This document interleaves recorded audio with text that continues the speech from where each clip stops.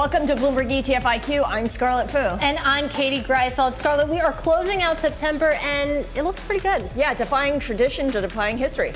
Seasonal's not your friend this year. Let's get to the biggest stories right now in the more than $18 trillion global ETF industry. As we were discussing, U.S. stocks looking to finish the month and the quarter on a strong note. This comes as Goldman Sachs strategists turn bullish for the rest of 2025. Now, speaking of bulls, in just a few moments, we're going to be speaking with Ark Invest CEO and CIO Cathie Wood. She will share her take on the overall stock market, IPOs, and digital asset treasuries. Plus, Ark is out with a new suite of funds, with one launching this week. We'll talk about those 4 new diet ETFs as they move into the fast-growing market for buffer ETFs. All that and more coming up. But as always, Eric Balchunas from Bloomberg Intelligence, he's here with us now. He's looking at the flows. Eric, what do you got? Cathie, Scarlett, thank you.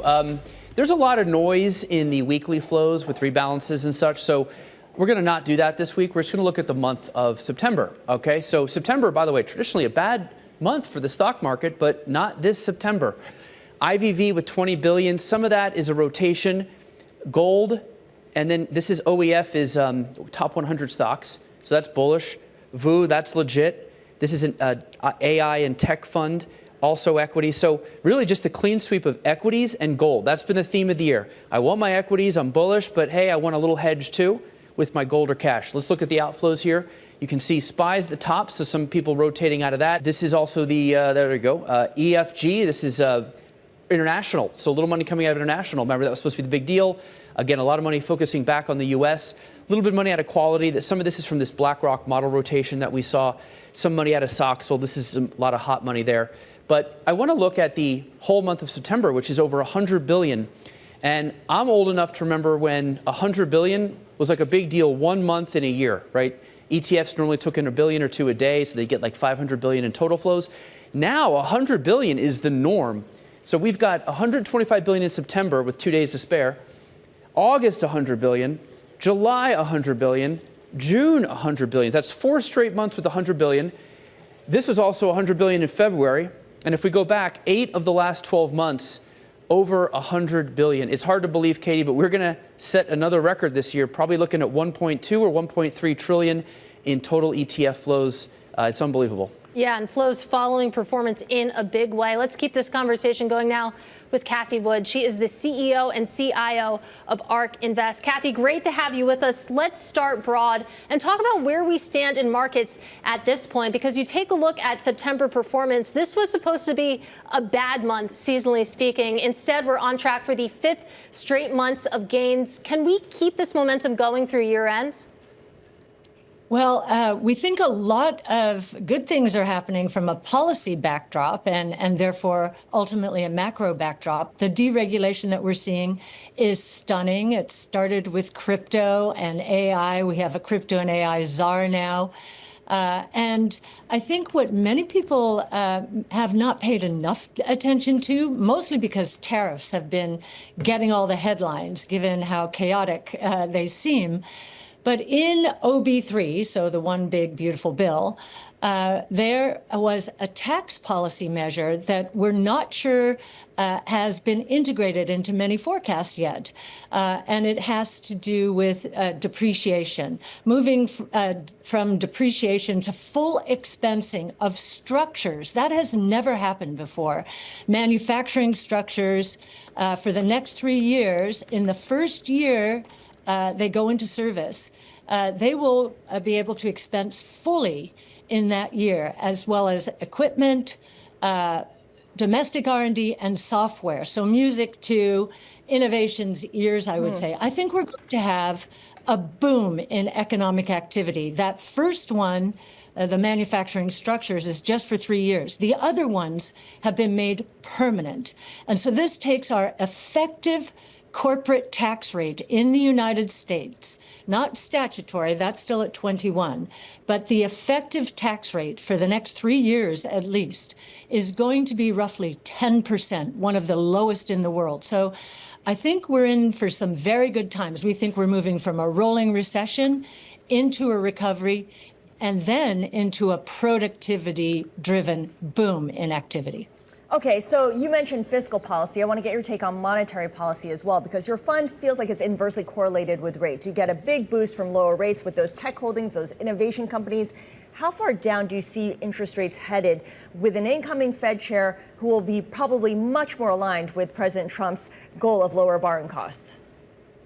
Well, first of all, Katie, if I could, I think that was Katie, or maybe it was Scarlett. It was Scarlett.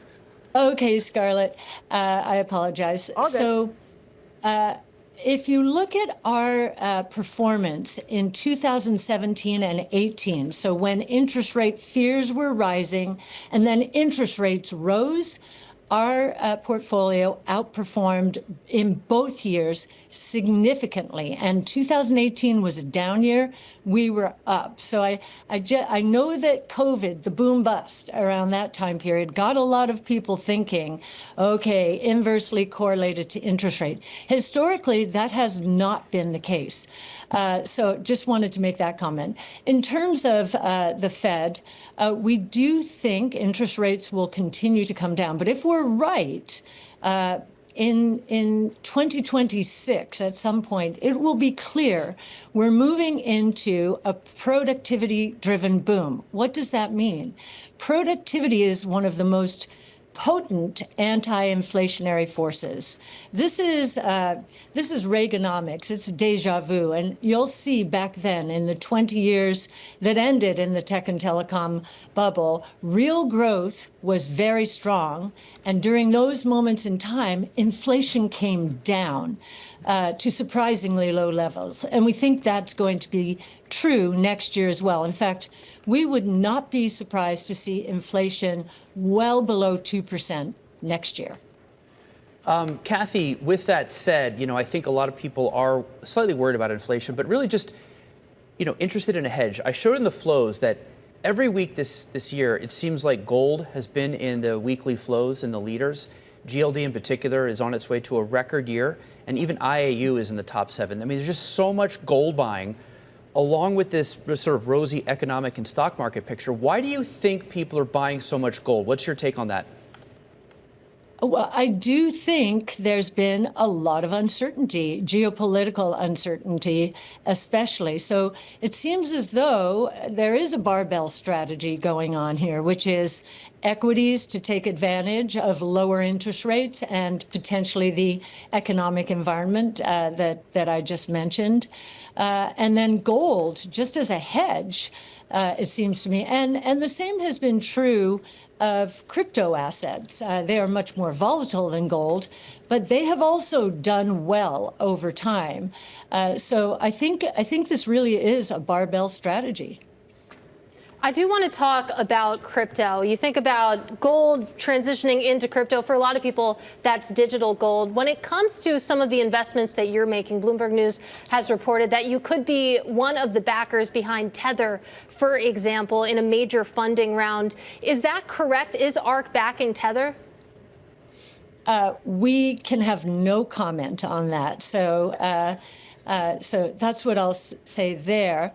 I will say you'll see that we have backed DATs and Circle, so we're very well exposed to this crypto cycle. We think stablecoins generally, and of course Tether and Circle have 90% of the stablecoin market now. We think that is a very important entree.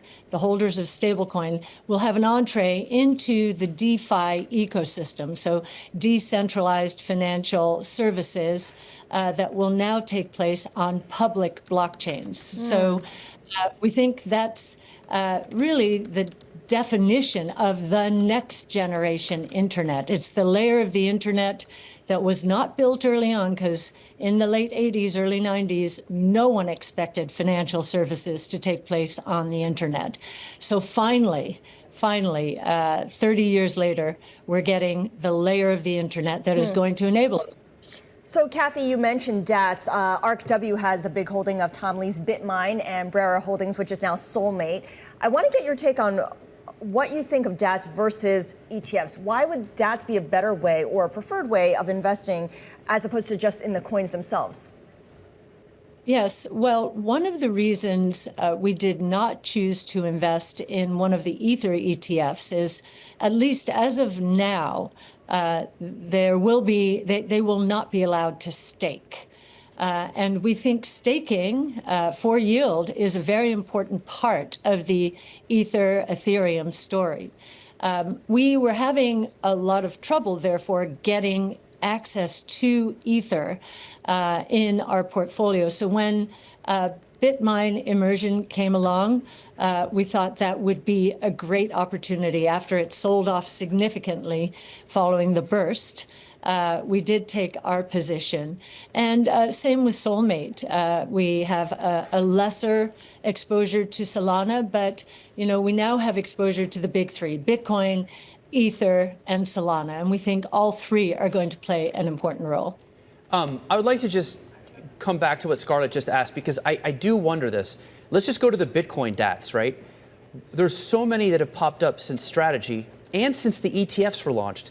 Why on earth would you buy a DAT over an ETF at 20 basis points? Well, we have not bought a Bitcoin DAT, so I should be clear there. But Ether, yes. Solana, yes. Staking's a big answer to that question. In terms of the Bitcoin ETFs, I think they are illustrating that, or the Bitcoin treasuries, they are illustrating that, at least in the treasury market, for whatever reasons people choose to buy MicroStrategy, maybe it now is offering a yield curve with its debt strategy for Bitcoin. So that's kind of interesting. But these are winner take most opportunities. We think that the companies that allocate assets to these new instruments, that the one that moves the fastest, the most aggressively, is probably going to win the lion's share. Maybe it's geographic. I know Metaplanet in Japan has done well, but MicroStrategy is king of the hill, obviously, here in the United States. Well, speaking of strategy, Michael Saylor joins at 3:30 p.m. today on Bloomberg Television. But Cathie, I'm thrilled to say you're sticking with us. We're going to take a quick break and then come right back. This is ETF IQ.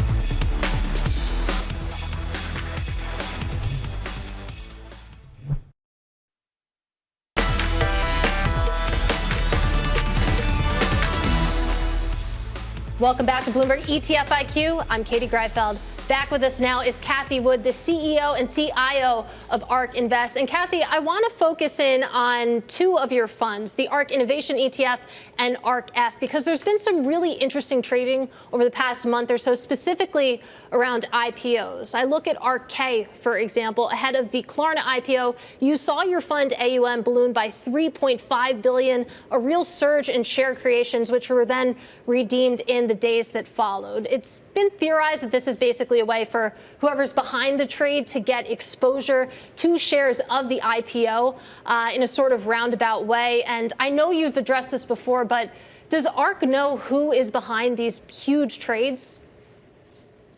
No, we don't.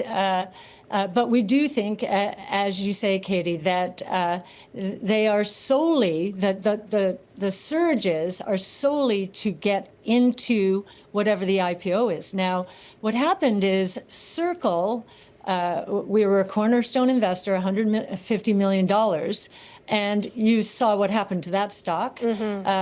Saw no such activity around that particular IPO. However, it seemed to give, I'm going to say, market makers and others the idea that, wait a minute, if Ark can get a big allocation to these IPOs, maybe we can benefit by anticipating which ones they will get and choose to participate in. So they've been doing that. We're seeing that. But it does take a bit of guesswork, and we don't participate in every IPO. So I don't think, I think that they'll probably be a little more judicious in doing this going forward, because I think some of this trading has caught them out flat-footed. Yeah, that's a good point there, that it does take some guesswork. You want to be right when you're moving this amount of money, but help me when it comes to the structure of this and how much, say, Ark has. When you see a big trade like this coming through, is Ark in a position where it can reject the trade from the authorized participant? No, we can't. We just, one of the most wonderful things about ETFs as a portfolio manager is I don't have to worry about flows. With mutual funds, the portfolio manager has to worry about flows. But the market around us, facilitating ETFs, market makers, authorized participants, it's fantastic. They handle all of the flows. I see. They're using all kinds of instruments, and we don't have to worry about it. So, I don't bother about it. But does it bother you in general? Is it a problem for you that certain investors might be undertaking this strategy? No, it doesn't. This is what makes a market. And if they guess right, great. If they don't, well, then they have nothing. They've incurred some costs. All right, Cathie, stick with us. Thank you so much. We're going to continue our conversation with Cathie Wood, and she's going to be joined by Ark's COO as well to talk more about the Ark Diet Funds. And just a reminder that you can listen to Eric and Joel Weber on Trillions. It is their podcast that covers the entire industry. This is ETF IQ on Bloomberg.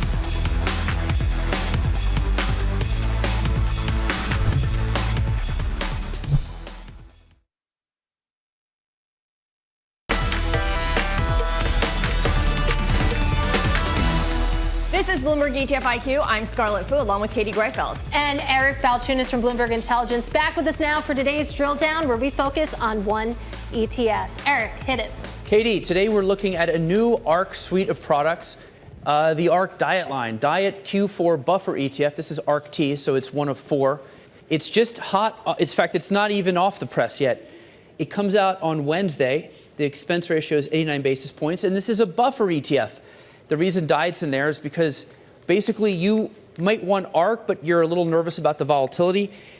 If this goes down, you only feel 50% of the downside, so only half of the downside. But what do you give up? The first 5% of returns, you don't get. That's a hurdle. Beyond that, you get 50 to 80% of the upside. That's the deal you enter with this. Let's look at the suite they're coming out with. It's important when you buy buffer ETF to buy it really around the day they launch. That's when you get that whole thing. Otherwise, the numbers change. And you can see here they've got one for each quarter coming out. And again, this is for people who want Ark, but with a little less of the vol. Let's look at the next chart here, which is the flows into, or assets into buffer ETFs. Buffer ETFs are a huge hit, Katie, and that is why they are launching these. They're very popular. All right, I'm going to pick it up from here, Eric. Thank you so much. And joining us now to talk about this ETF, this lineup of ETFs, is Raul Bhushan. He is Global Head of Investment Products at Ark Invest. And still with us, of course, is the CEO and CIO of Ark, Cathie Wood. Raul, let me start with you. Ark funds are cutting edge. People buy them because they want exposure to moonshots or potential moonshots. Help me understand why you want to offer a watered down version of these funds. Yeah, great question, and nice to be with everybody here today. So the principle, the sort of what we've discovered over the years in marketing these products to our investors and speaking to investors is that there's different ways for different investors to want to express their exposure to innovation, right? No investor preference is the same, no investor appetite is the same, and so what we've been doing is listening to investors, listening to how different clients use our products, and have tried to reverse engineer a solution that we think addresses some of the pain points, but also stays true to the underlying premise of being an innovation investor, right? If you're an innovation investor, you believe there's big upside in the future that you want to take advantage of. So one of the features of this products, of all four products that you will have seen that Eric described, is that you have this uncapped exposure to the upside. And that we feel is a compelling feature of the product, which makes it different as well to some of the products that are out there. Cathie, when we first heard about this new lineup of ETFs, Eric Balchunas, who of course is our senior analyst of ETF coverage here at Bloomberg, called it diet. And I love the way that he put that. And I think that that's something that you incorporated as well. Oh my goodness, when we heard that, first of all, it was fun and funny. And it was really Eric who looked at the filing. We hadn't named it, of course, diet, but he came up with the name. He said ARKK without the hot sauce. And so, yes, we're excited to offer this to investors who have been concerned about the volatility of innovation. Now, volatility on the upside is a very good thing. So if you think we're in a bull market, you might be very happy with ARKK. If you think, wow, we've had one big move since the tariff turmoil in April and our strategies have had really good performance, you might want to step back and say, okay, maybe there is something to what's going to happen in the next few years around innovation, given the policy dynamics here in the United States. But gosh, it's done a lot of work already. I think I'll take the lower volatility version. So, we just want to increase access. We believe most people don't own our funds, period. And some don't own them because of volatility. Well, we're taking away one of the reasons, but we think everyone should have exposure to truly disruptive innovation, technologically enabled disruptive innovation, which has a very little overlap with traditional benchmarks like the QQQs. Yeah, and look, I mean, this diet concept obviously is popular. Buffers are popular with the S&P, the Qs, you name it, right? They're putting diet on everything, and it makes sense, right? It's like selling soda. Raul, just want to ask you, a lot of institutions make these as structured products, but here you are just basically democratizing it. Is that also what's going on here? That's a huge part of it. Yeah, I think this market has historically been monopolized, I would say, by a lot of the big banking giants. And I think the fact that these type of structures are now making their way into the ETF wrapper is great. For a user, this is a one-stop shop. You get a structured exposure or defined exposure. Right. In our case, it's defined innovation as opposed to defined outcome, and you get that in an ETF wrapper with these rolling 12-month windows. Right. And I think it becomes a really great access point, for investors that are looking for these type of solutions in a fund format. All right, guys, gotta leave it there. Sorry, up against the clock. That is Ark's Cathie Wood and Raul Bhushan. You can read the latest in the ETF industry on the news.